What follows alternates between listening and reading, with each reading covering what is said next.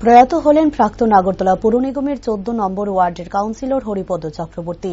CPM রাজ্য কমিটির মেলার মাঠ কার্যালয়ে প্রয়াত হরিপদ চক্রবর্তীর প্রতি শেষ শ্রদ্ধা জানালেন প্রাক্তন মুখ্যমন্ত্রী মানিক সরকার, দলের রাজ্য সম্পাদক জিতেন্দ্র চৌধুরী সহ অন্যান্য পার্টির নেতৃত্বরা।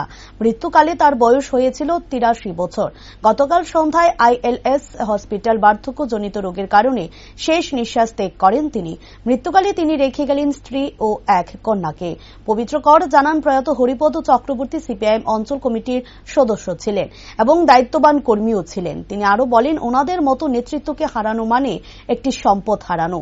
আমরা সবাই মিলে ওনার অসমাপ্ত কাজকে সমাপ্ত করব, তাহলেই ওনার প্রতি প্রকৃত শ্রদ্ধা জানানো হবে বলে জানান পবিত্র কর। পার্টির দায়িত্বশীল একজন নেতৃত্ব ছিলেন, লোকাল কমিটির মেম্বার ছিলেন আগরতলা রামনগর লোকাল কমিটির। এই জায়গায় দাঁড়িয়ে এই ধরনের জন্য হয়তো বয়স হচ্ছে 83, বয়স হলে তো সবাইকেই যেতে হবে, কিন্তু ওনাদের মতো এরকম যারা নেতৃত্ব তাদেরকে হারানোটা আমাদের একটা সম্পদ হারানো।